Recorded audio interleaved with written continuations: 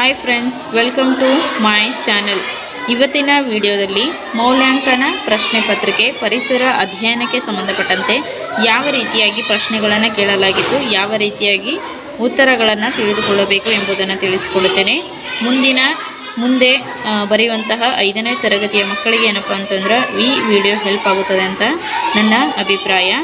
ಅದೇ ರೀತಿಯಾಗಿ ಮುಂದೆ ಅಂದರೆ 5ನೇ ತರಗತಿಗೆ ಬರುವಂಥ ವಿದ್ಯಾರ್ಥಿಗಳಿಗೂ ಕೂಡ ಏನಪ್ಪ ಅಂತಂದ್ರೆ ನಾವು ಯಾವ ರೀತಿಯಾಗಿ ಪಠ್ಯಪುಸ್ತಕವನ್ನು ಓದಿಕೊಳ್ಳಬೇಕು ಎಂಬುದು ಕೂಡ ಅವರಿಗೆ ಅರ್ಥವಾಗುತ್ತದೆ. ಹಾಗಾದರೆ ಮೊದಲನೇ ಪ್ರಶ್ನೆ, ಈ ಕೆಳಗಿನವುಗಳಲ್ಲಿ ಉತ್ಪತನ ಹೊಂದುವ ವಸ್ತು ಅಂತ ಕೇಳಿದ್ದಾರೆ. ನೋಡಿ, ಮೊದಲಿಗೆ ನಮಗೆ ಉತ್ಪತನ ಎಂದರೇನು ಅಂತ ಗೊತ್ತಿರಬೇಕಾಗುತ್ತದೆ. ಉತ್ಪತನ ಎಂದರೆ ಯಾವುದೇ ಒಂದು ವಸ್ತುವಿಗೆ ಉಷ್ಣವನ್ನು ನೀಡಿದಾಗ ಘನ ವಸ್ತುವು ದ್ರವ ರೂಪಕ್ಕೆ ಬರದೆ ಅನಿಲ ರೂಪಕ್ಕೆ ಪರಿವರ್ತನೆಯಾಗುವುದನ್ನು ನಾವು ಉತ್ಪತನ ಎಂದು ಕರೆಯುತ್ತೇವೆ. ಹಾಗಾದರೆ ನೋಡಿ, ಇಲ್ಲಿ ಕರ್ಪೂರಕ್ಕೆ ನಾವು ಉಷ್ಣವನ್ನು ನೀಡಿದಾಗ ಅದು ಘನ ರೂಪವಿದ್ದು ಅನಿಲ ರೂಪಕ್ಕೆ ಪರಿವರ್ತನೆಯಾಗುತ್ತದೆ. ಆದ್ದರಿಂದ ಈ ಪ್ರಶ್ನೆಗೆ ಸರಿಯಾದ ಉತ್ತರ ಯಾವುದಪ್ಪ ಅಂತಂದ್ರೆ 1ನೇ ಪ್ರಶ್ನೆಗೆ ಸರಿಯಾದ ಉತ್ತರ ಆಪ್ಷನ್ ಎ, ಕರ್ಪೂರ. ಉತ್ಪತನ ಹೊಂದುವ ವಸ್ತು ಯಾವುದಾಗಿದೆ ರೀ? ಕರ್ಪೂರ. ಅದೇ ರೀತಿಯಾಗಿ ಮುಂದಿನ ಪ್ರಶ್ನೆ, 2ನೇ ಪ್ರಶ್ನೆ, ಇದು ನಿಂಬೆಹಣ್ಣಿನ ರಸದಲ್ಲಿರುವಂತಹ ಪ್ರಮುಖ ಪೋಷಕಾಂಶ. ನೋಡಿ, ಪೋಷಕಾಂಶಗಳನ್ನು ಹೊಂದಿರುವಂತಹ ಆಹಾರ ಧಾನ್ಯಗಳು ತುಂಬ ಇದೆ ಅಂತ ಹೇಳ್ಬೋದು. ಆದರೆ ನಿಂಬೆ ಹಣ್ಣಿನಲ್ಲಿರುವಂತಹ ರಸದಲ್ಲಿರುವಂಥ ಯಾವ ಪೋಷಕಾಂಶ ಇರುತ್ತಪ್ಪ ಅಂತಂದ್ರೆ ಅಲ್ಲಿ ವಿಟಮಿನ್ಸ್ ಇರುತ್ತದೆ ಅಂತ ಹೇಳ್ಬೋದು. ನೋಡಿ, ದ್ವಿದಳ ಧಾನ್ಯಗಳಲ್ಲಿ ಪ್ರೋಟೀನ್ ಕಂಡು ಬಂದರೆ ಕಾರ್ಬೋಹೈಡ್ರೇಟ್ಸ್ ಏನಪ್ಪ ಅಂತಂದರೆ ಅಕ್ಕಿಯಲ್ಲಿ ಕಂಡುಬರುತ್ತದೆ. ಕೊಬ್ಬು ಏನಪ್ಪ ಅಂತಂದರೆ ಎಣ್ಣೆಯುಕ್ತ ಪದಾರ್ಥಗಳಲ್ಲಿ ಕೊಬ್ಬು ಕಂಡುಬರುತ್ತದೆ ಅಂತ ಹೇಳ್ಬೋದು. ಹಾಗಾದರೆ 2ನೇ ಪ್ರಶ್ನೆಗೆ ಸರಿಯಾದ ಉತ್ತರ ಯಾವುದಪ್ಪ ಅಂತಂದರೆ ವಿಟಮಿನ್ ಸಿ ಅನ್ನೋದೇನಪ್ಪ ಅಂತಂದರೆ 2ನೇ ಪ್ರಶ್ನೆಗೆ ಸರಿಯಾದ ಉತ್ತರ.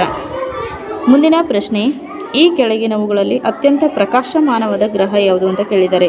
ಪ್ರಕಾಶಮಾನವಾದ ಗ್ರಹ, ಹಾಗಾದರೆ ಈ ಪ್ರಶ್ನೆಗೆ ಸರಿಯಾದ ಉತ್ತರ ಆಪ್ಷನ್ ಡಿ, ಶುಕ್ರ ಗ್ರಹ ಅನ್ನುವುದನ್ನು ನಾವು ಪ್ರಕಾಶಮಾನವಾದ ಗ್ರಹ ಎಂದು ಕರೆಯುತ್ತೇವೆ. ಅದೇ ರೀತಿಯಾಗಿ ಬೆಳ್ಳಿಯ ಚುಕ್ಕೆ, ಸಂಜೆಯ ಚುಕ್ಕೆ, ಬೆಳಗಿನ ನಕ್ಷತ್ರ, ಸಂಜೆಯ ನಕ್ಷತ್ರ ಎಂದು ಕೂಡ ಈ ಶುಕ್ರ ಗ್ರಹಕ್ಕೆ ನಾವು ಕರೆಯುತ್ತೇವೆ ಅಂತ ಹೇಳ್ಬೋದು. ಆ ರೀತಿಯ ಪ್ರಶ್ನೆ ಬಂದರೂ ಕೂಡ ಏನಪ್ಪ ಅಂತಂದ್ರೆ ನಾವು ಈವ್ನಿಂಗ್ ಸ್ಟಾರ್, ಮಾರ್ನಿಂಗ್ ಸ್ಟಾರ್ ಅಂತ ಕೇಳಿದರೂ ಕೂಡ ಏನಪ್ಪ ಅಂತಂದ್ರೆ ನಾವು ಶುಕ್ರ ಗ್ರಹವನ್ನೇ ಆಯ್ಕೆ ಮಾಡಬೇಕಾಗುತ್ತದೆ. ಅದೇ ರೀತಿಯಾಗಿ ಬುಧ ಗ್ರಹ, ಇದು ಸೂರ್ಯನಿಗೆ ಅತ್ಯಂತ ಹತ್ತಿರವಿರುವಂಥ ಗ್ರಹವಾಗಿದೆ. ಗುರು ಗ್ರಹ, ಸೂರ್ಯನಿಗೆ ಅತ್ಯಂತ ದೊಡ್ಡದಾದ ಗ್ರಹ ಯಾವುದಪ್ಪ ಅಂತಂದರೆ ಗುರು ಗ್ರಹ. ಅದೇ ರೀತಿಯಾಗಿ ಉಂಗುರಗಳ ರಚನೆಯನ್ನು ಹೊಂದಿರುವಂತಹ ಸುಂದರವಾದ ಗ್ರಹ ಯಾವುದು ಅಂತ ಕೇಳ್ತಾರೆ, ಶನಿ ಗ್ರಹ ಅಂತ ಹೇಳ್ಬೋದು. ಹಾಗಾದರೆ ನೋಡಿ, 3ನೇ ಪ್ರಶ್ನೆಗೆ ಸರಿಯಾದ ಉತ್ತರ ಆಪ್ಷನ್ ಡಿ, ಶುಕ್ರ ಗ್ರಹ. 4ನೇ ಪ್ರಶ್ನೆ, ರಾಸಾಯನಿಕ ಶಕ್ತಿಯನ್ನು ವಿದ್ಯುತ್ ಶಕ್ತಿಯಾಗಿ ಪರಿವರ್ತಿಸುವ ಸಾಧನ ಯಾವುದು ಅಂತ ಕೇಳಿದ್ದಾರೆ. ರಾಸಾಯನಿಕ ಶಕ್ತಿಯನ್ನು ವಿದ್ಯುತ್ ಶಕ್ತಿಯನ್ನಾಗಿ ಪರಿವರ್ತಿಸುವ ಸಾಧನ ಯಾವುದಪ್ಪ ಅಂತಂದರೆ ವಿದ್ಯುತ್ ಕೋಶ. ಆಪ್ಷನ್ ಸಿ ಏನಪ್ಪ ಅಂತಂದ್ರೆ ಈ ಪ್ರಶ್ನೆಗೆ ಸರಿಯಾದ ಉತ್ತರ. ನೋಡಿ, ನಮಗೆ ಕೇವಲ ಪ್ರಶ್ನೆಗೆ ಉತ್ತರವನ್ನು ಗೊತ್ತಿದ್ದರೆ ಮಾತ್ರ ಸಾಲದು. ಇಸ್ತ್ರಿ ಪೆಟ್ಟಿಗೆ, ನೋಡಿ ಇದು ಯಾವ ಶಕ್ತಿ ಇದ್ದಿದ್ದು ಯಾವ ಶಕ್ತಿಯಾಗಿ ಪರಿವರ್ತನೆಗೊಳ್ಳುತ್ತದಪ್ಪ ಅಂತಂದ್ರೆ ಇಸ್ತ್ರಿ ಪೆಟ್ಟಿಗೆ ಇದು ವಿದ್ಯುತ್ ಶಕ್ತಿ ಇದ್ದಿದ್ದು ಉಷ್ಣ ಶಕ್ತಿಯಾಗಿ ಪರಿವರ್ತನೆ ಆಗುತ್ತದೆ. ಬಲ್ಬ್, ಇದು ಕೂಡ ಏನಪ್ಪ ಅಂತಂದ್ರೆ ವಿದ್ಯುತ್ ಶಕ್ತಿ ಇದ್ದು ಉಷ್ಣ ಶಕ್ತಿ ಮತ್ತು ಬೆಳಕಿನ ಶಕ್ತಿಯಾಗಿ ಪರಿವರ್ತನೆಗೊಳ್ಳುತ್ತದೆ. ಫ್ಯಾನ್, ಇದು ಕೂಡ ಏನಪ್ಪ ಅಂತಂದ್ರೆ ವಿದ್ಯುತ್ ಶಕ್ತಿ ಇದ್ದಿದ್ದು ಯಾಂತ್ರಿಕ ಶಕ್ತಿಯಾಗಿ ಪರಿವರ್ತನೆಗೊಳ್ಳುತ್ತದೆ. 5ನೇ ಪ್ರಶ್ನೆ, ಇದು ಕರ್ನಾಟಕದ ಪ್ರಮುಖ ನೃತ್ಯ ಪ್ರಕಾರ ಅಂತ ಕೇಳಿದ್ದಾರೆ. ಕರ್ನಾಟಕದ ಪ್ರಮುಖ ನೃತ್ಯ ಯಾವುದಪ್ಪ ಅಂತಂದ್ರೆ ಯಕ್ಷಗಾನ. 5ನೇ ಪ್ರಶ್ನೆಗೆ ಸರಿಯಾದ ಉತ್ತರ ಆಪ್ಷನ್ ಬಿ, ಯಕ್ಷಗಾನ. 6ನೇ ಪ್ರಶ್ನೆ, ನೋಡಿ ಇದು ಏನಪ್ಪ ಅಂತಂದ್ರೆ ಪ್ರಮುಖವಾದ ಪ್ರಶ್ನೆ ಅಂತ ಹೇಳ್ಬೋದು. ನಾವು ಗಡಿಬಿಡಿಯಲ್ಲಿ ತಪ್ಪಾದ ಆಯ್ಕೆಗಳಿಗೂ ಹಾಕಬಹುದು. ನಾವು ಏನು ಮಾಡಿಬಿಡ್ತೀವಿ, ದ್ರವ ರೂಪ ಅಂದ ತಕ್ಷಣ ಹಾಲು, ನೀರು ಅಂತ ಹಾಕಿಬಿಡ್ತೀವಿ. ಅವರು ಕೇಳಿರುವುದು ಏನಪ್ಪ ಅಂತಂದ್ರೆ ಇವುಗಳಲ್ಲಿ ದ್ರವ ರೂಪದ ಮೂಲ ವಸ್ತು ಅಂತ ಕೇಳಿದ್ದಾರೆ. ಕಬ್ಬಿಣ, ನೀರು, ಹಾಲು, ಪಾದರಸ. ಹಾಗಾದರೆ ಇವು ದ್ರವ ರೂಪದ ಮೂಲ ವಸ್ತು ಯಾವುದಪ್ಪ ಅಂತಂದರೆ ಪಾದರಸ. ಆಪ್ಷನ್ ಡಿ ಏನಪ್ಪ ಅಂತಂದ್ರೆ 6ನೇ ಪ್ರಶ್ನೆಗೆ ಸರಿಯಾದ ಉತ್ತರ. 7ನೇ ಪ್ರಶ್ನೆ, ಆಣೆಕಟ್ಟುಗಳಲ್ಲಿ ಸಂಗ್ರಹಿಸಿರುವ ನೀರು ಈ ಕೆಳಗಿನ ಶಕ್ತಿಯನ್ನು ಹೊಂದಿರುತ್ತದೆ. ನೋಡಿ, ನಾವು ಹಲವಾರು ನಮ್ಮ ವಾತಾವರಣದಲ್ಲಿ ಪ್ರಕೃತಿಯಲ್ಲಿ ಹಲವಾರು ಶಕ್ತಿಯ ವಿಧಗಳನ್ನು ನೋಡುತ್ತೇವೆ ಅಂತ ಹೇಳ್ಬೋದು. ಸ್ಥಾನದಿಂದ ಪಡೆಯುವಂಥ ಶಕ್ತಿಗೆ ನಾವು ಏನಂತ ಕರಿತೀವಪ್ಪ ಅಂತಂದ್ರೆ ಪ್ರಚನ್ನ ಶಕ್ತಿ. ಈ ಆಣೆಕಟ್ಟುಗಳಲ್ಲಿ ಸಂಗ್ರಹಿಸಿರುವಂತಹ ನೀರು ಏನಪ್ಪ ಅಂತಂದ್ರೆ ಪ್ರಚನ್ನ ಶಕ್ತಿಗೆ ಒಂದು ಉದಾಹರಣೆ ಅಂತ ಹೇಳ್ಬೋದು. ಹಾಗಾದರೆ ಅದೇ ರೀತಿಯಾಗಿ 7ನೇ ಪ್ರಶ್ನೆಗೆ ಸರಿಯಾದ ಉತ್ತರ ಏನಾಗುತ್ತೆ ರೀ? ಆಪ್ಷನ್ ಎ, ಪ್ರಚನ್ನ ಶಕ್ತಿ. ಅದೇ ರೀತಿಯಾಗಿ ಮುಂದಿನ ಆಪ್ಷನ್ಗಳ ಕುರಿತು ಕೂಡ ನಾವು ತಿಳಿದುಕೊಳ್ಳೋಣ. ಮುಂದಿನ ಅಧ್ಯಯನಕ್ಕೆ ಸಹಾಯಕವಾಗಬಹುದು.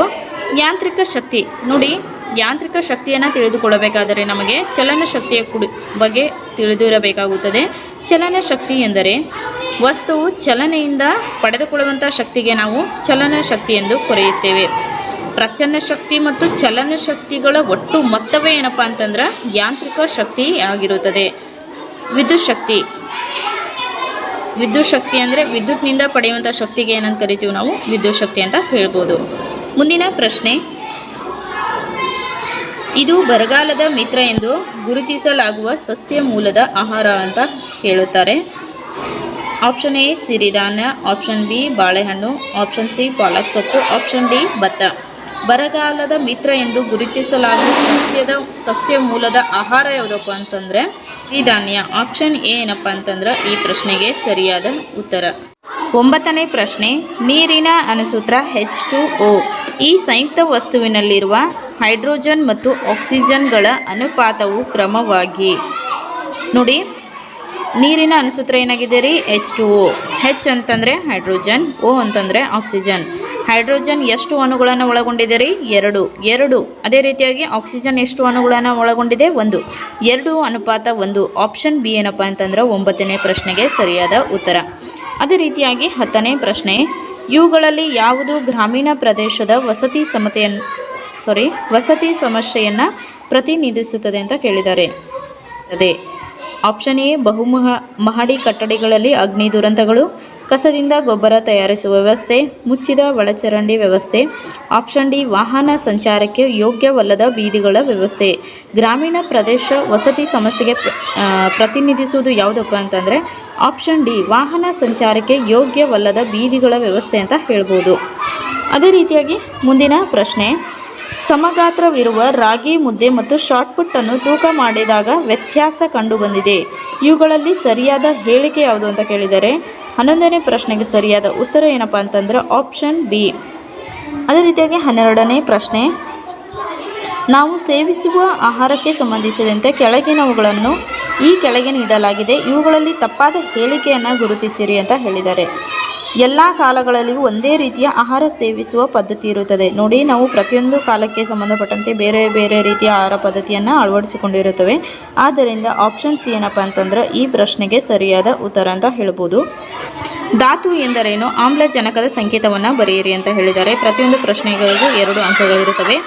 ಧಾತು ಆಗಿರ್ಬೋದು, ಪರಮಾಣು ಆಗಿರ್ಬೋದು, ಸಂಯುಕ್ತ ಆಗಿರ್ಬೋದು, ಮಿಶ್ರಣಗಳ ಕುರಿತು ನಮಗೆ ಜ್ಞಾನವಿರಬೇಕಾಗುತ್ತದೆ. ಹಾಗಾದರೆ ಧಾತು ಎಂದರೇನು? ಪರಮಾಣುವಿನಲ್ಲಿರುವಂತಹ ಅತ್ಯಂತ ಸೂಕ್ಷ್ಮ ಕಣಗಳಿಗೆ ಏನಂತ ಕರಿತೀವಪ್ಪ ಅಂತಂದರೆ ನಾವು ಧಾತು ಎಂದು ಕರೆಯುತ್ತೇವೆ. ಹಾಗಾದರೆ ಆಮ್ಲಜನಕದ ಸಂಕೇತ ಏನಪ್ಪ ಅಂತಂದ್ರೆ O. 14ನೇ ಪ್ರಶ್ನೆ, ನಮ್ಮ ರಾಷ್ಟ್ರ ಲಾಂಛನ ಯಾವುದು? ಅದರ ಒಂದು ಗುಣಲಕ್ಷಣವನ್ನು ಬರೆಯಿರಿ ಅಂತ ಹೇಳಿದ್ದಾರೆ. 4 ಸಿಂಹಗಳ ರಚನೆಯನ್ನು ಹೊಂದಿರುವಂತಹ ಸಿಂಹ ಬೋಧಿಗೆ ಏನಂತ ಕರಿತೀವಿ ನಾವು ನಮ್ಮ ರಾಷ್ಟ್ರ ಲಾಂಛನ ಎಂದು ಕರಿತೀವಿ. ಅದರ ಒಂದು ಲಕ್ಷಣ ಏನಪ್ಪ ಅಂತಂದ್ರೆ ಅದು ಸತ್ಯಮೇವ ಜಯತೆ ವಾಕ್ಯವನ್ನು ಹೊಂದಿದೆ ಅಂತ ಹೇಳ್ಬೋದು. ಅದೇ ರೀತಿಯಾಗಿ ನಮ್ಮ ರಾಷ್ಟ್ರ ಲಾಂಛನದ ಕೆಳಗೆ ಏನಪ್ಪ ಅಂತಂದ್ರೆ ಹಸು, ಕುದುರೆ ಮತ್ತು ಅಶೋಕ ಚಕ್ರವನ್ನು ಒಳಗೊಂಡಿದೆ ಅಂತಲೂ ಹೇಳ್ಬೋದು. ಅದೇ ರೀತಿಯಾಗಿ ಈ ಪ್ರಮುಖ ಲಕ್ಷಣಗಳನ್ನು ಕೂಡ ಇದು ಒಳಗೊಂಡಿದೆ. ಅದೇ ರೀತಿಯಾಗಿ 15ನೇ ಪ್ರಶ್ನೆ, ದ್ವೀಪ ಮತ್ತು ಪರ್ಯಾಯ ದ್ವೀಪಗಳಿಗೆ ವ್ಯತ್ಯಾಸವನ್ನು ತಿಳಿಸಿರಿ ಅಂತ ಹೇಳಿದ್ದಾರೆ. ನೋಡಿ, ದ್ವೀಪ ಮತ್ತು ಪರ್ಯಾಯದ ದ್ವೀಪ ಅಂತಂದರೆ ಒಂದು ಭೂಭಾಗವು ಏನಪ್ಪ ಅಂತಂದ್ರೆ ಸಂಪೂರ್ಣವಾಗಿ ನೀರಿನಿಂದ ಆವೃತವಾಗಿದ್ದರೆ ಅದನ್ನು ನಾವು ದ್ವೀಪ ಎಂದು ಕರೆಯುತ್ತೇವೆ. ಉದಾಹರಣೆಗೆ ಹೇಳಬೇಕಪ್ಪ ಅಂತಂದರೆ ಅಂಡಮಾನ್ ಮತ್ತು ನಿಕೋಬಾರ್ ದ್ವೀಪಗಳು, ಅದೇ ರೀತಿಯಾಗಿ ಲಕ್ಷದ್ವೀಪಗಳು. ಇನ್ನು ಪರ್ಯಾಯ ದ್ವೀಪ ಅಂತಂದರೆ ಒಂದು ಭೂಭಾಗ ಪ್ರದೇಶವು ಏನಪ್ಪ ಅಂತಂದ್ರೆ ಸಂಪೂರ್ಣವಾಗಿ 3 ಕಡೆಯಿಂದ ನೀರಿನಿಂದ ಆವೃತವಾಗಿದ್ದು ಒಂದು ಭಾಗವು ಏನಪ್ಪ ಅಂತಂದ್ರೆ ಭೂಭಾಗವನ್ನು ಹೊಂದಿದ್ದಾರೆ. ಅದನ್ನು ನಾವು ಏನಂತ ಕರಿತೀವಿ? ಪರ್ಯಾಯ ದ್ವೀಪ. ನಮ್ಮ ದಕ್ಷಿಣ ಭಾರತವು ಕೂಡ ಏನಪ್ಪ ಅಂತಂದ್ರೆ ಪರ್ಯಾಯ ದ್ವೀಪ ಎಂದು ಕರೆಯುತ್ತೇವೆ ಅಂತ ಹೇಳ್ಬೋದು. 16ನೇ ಪ್ರಶ್ನೆ, ಕೆಳಗೆ ನೀಡಿರುವ ವಸ್ತುಗಳನ್ನು ಅವುಗಳ ಸ್ಥಿತಿಗಳಿಗೆ ಆಧರಿಸಿ ವರ್ಗೀಕರಿಸಿ ಬರೆಯಿರಿ ಅಂತ ಹೇಳಿದ್ದಾರೆ. ಘನ, ದ್ರವ, ಅನಿಲಗಳು. ದ್ರವ್ಯದ 3 ಸ್ಥಿತಿಗಳು ಯಾವ್ರಿ? ಘನ, ದ್ರವ, ಅನಿಲ. ಘನಕ್ಕೆ ಸಂಬಂಧಪಟ್ಟಂತೆ ಕಟ್ಟಿಗೆ ಮತ್ತು ಸಕ್ಕರೆ ಪುಡಿ ಏನಪ್ಪ ಅಂತಂದ್ರೆ ಘನ ಅಂತ ಹೇಳ್ಬೋದು. ನೀರು ದ್ರವ, ಗಾಳಿ ಅನಿಲ. 17ನೇ ಪ್ರಶ್ನೆ, ಜಂಕ್ ಫುಡ್ಗಳಿಂದ ಮಾನವನ ಆರೋಗ್ಯದ ಮೇಲೆ ಉಂಟಾಗುವ ಯಾವುದಾದರೂ 2 ದುಷ್ಪರಿಣಾಮಗಳನ್ನು ಬರೆಯಿರಿ ಅಂತ ಹೇಳಿದ್ದಾರೆ. ಜಂಕ್ ಫುಡ್ಗಳನ್ನು ನೋಡಿ, ನಾವು ನೂಡಲ್ಸ್ ತಿಂತೀವಿ, ಆರೋಗ್ಯಕರವಾದ ಪೋಷಕಾಂಶಗಳನ್ನು ಒಳಗೊಂಡಂತಹ ಸಮತೋಲಿತ ಆಹಾರವನ್ನು ಬಿಟ್ಟು ಇವಾಗಿನ ಪೀಳಿಗೆ ಏನಾಗಿದೆಪ್ಪ ಅಂತಂದ್ರೆ ಬರೀ ನೂಡಲ್ಸ್, ಗೋಬಿ, ಪಾನಿಪುರಿ ಈ ರೀತಿಯ ಜಂಕ್ ಫುಡ್ಗಳಿಗೇನಪ್ಪ ಅಂತಂದರೆ. 19ನೇ ಪ್ರಶ್ನೆ, ಭೂಮಿಯ ಮೇಲಿನ ಎಲ್ಲ ಶಕ್ತಿಗಳ ಮೂಲ ಆಕಾರವನ್ನು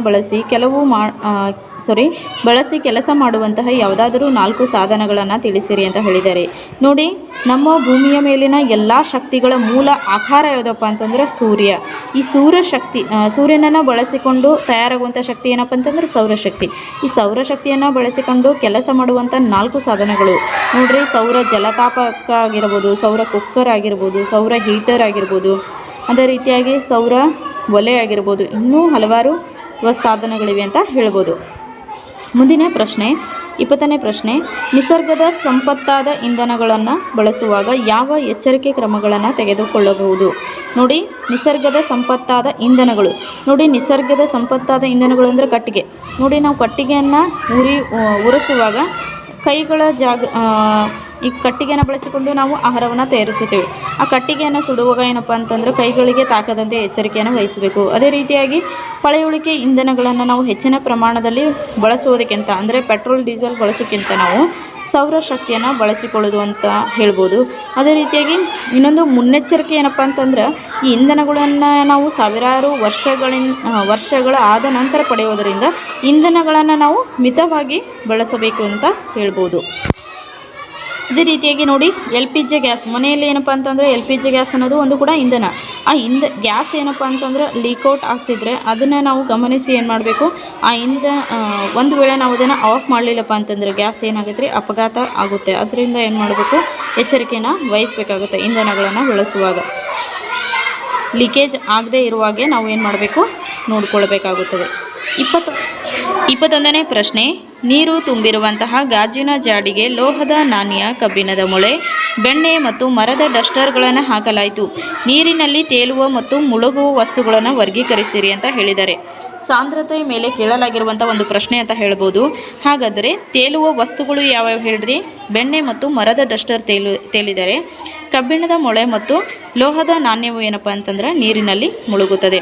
ಅದೇ ರೀತಿಯಾಗಿ 22ನೇ ಪ್ರಶ್ನೆ, ಪ್ರಸ್ಥಭೂಮಿಯ ಯಾವುದಾದರೂ 2 ಅನುಕೂಲಗಳನ್ನು ಬರೆಯಿರಿ ಅಂತ ಹೇಳಿದ್ದಾರೆ. ಪ್ರಸ್ಥಭೂಮಿ ಏನಪ್ಪ ಅಂತಂದ್ರೆ ಹಲವಾರು ನದಿಗಳನ್ನು ಒಳಗೊಂಡಿರುವುದರಿಂದ, ಹಲವಾರು ಜಲಪಾತಗಳನ್ನು ಒಳಗೊಂಡಿರುವುದರಿಂದ ಜಲ ವಿದ್ಯುತ್ ಅಂದರೆ ನೀರಿನ ಸಹಾಯವನ್ನು ಬಳಸಿಕೊಂಡು ನಾವು ಜಲ ವಿದ್ಯುತ್ನ ಉತ್ಪಾದಿಸಬಹುದು. ಅದೇ ರೀತಿಯಾಗಿ ಪ್ರಸ್ಥಭೂಮಿ ಏನಪ್ಪ ಅಂತಂದ್ರೆ ಸಮೃದ್ಧವಾದ ಖನಿಜ ಸಂಪನ್ಮೂಲಗಳನ್ನು ಒಳಗೊಂಡಿದೆ. 23ನೇ ಪ್ರಶ್ನೆ, ನಿಮ್ಮೂರಿನ ಕೆರೆಯ ಶುದ್ಧೀಕರಣ ಕೆಲಸಗಳು ನಡೆಯುತ್ತವೆ ಎಂದು ಭಾವಿಸಿ ಕೆರೆಯ ಶುದ್ಧೀಕರಣ ಮಾಡದೆ ಹೋದರೆ ಆಗುವ ಯಾವುದಾದ್ರೂ 4 ಪರಿಣಾಮಗಳನ್ನು ಬರೆಯಿರಿ ಅಂತ ಹೇಳಿದ್ದಾರೆ. ನೋಡಿ, ಕೆರೆಯ ಶುದ್ಧೀಕರಣ ಮಾಡದೇ ಇದ್ದಾಗ ಏನಾಗುತ್ತಪ್ಪ ಅಂತಂದ್ರೆ ಅಲ್ಲಿ ವಾಸಿಸುವಂತಹ ಜಲಚರ ಪ್ರಾಣಿಗಳಿಗೆ ತೊಂದರೆ ಉಂಟಾಗುತ್ತದೆ ಅಂತ ಹೇಳ್ಬೋದು. ಅದೇ ರೀತಿಯಾಗಿ ಪ್ರಾಣಿ ಪಕ್ಷಿಗಳಿಗೆ ಕುಡಿಯಲು ನೀರು ಯೋಗ್ಯವಾಗಿರುವುದಿಲ್ಲ ಅಂತ ಹೇಳ್ಬೋದು.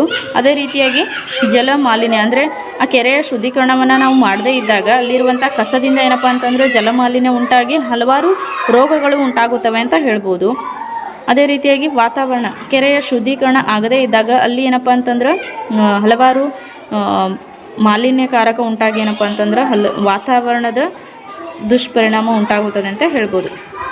24ನೇ ಪ್ರಶ್ನೆ, ಸೌರವ್ಯೂಹದ ಚಿತ್ರ ಬರೆಯಿರಿ. ಈ ನೀಡಲಾದ ಸುಳಿವುಗಳನ್ನು ಬಳಸಿ ನಿರ್ದಿಷ್ಟ ಗ್ರಹಗಳನ್ನು ಗುರುತಿಸಿರಿ ಅಂತ ಹೇಳಿದ್ದಾರೆ.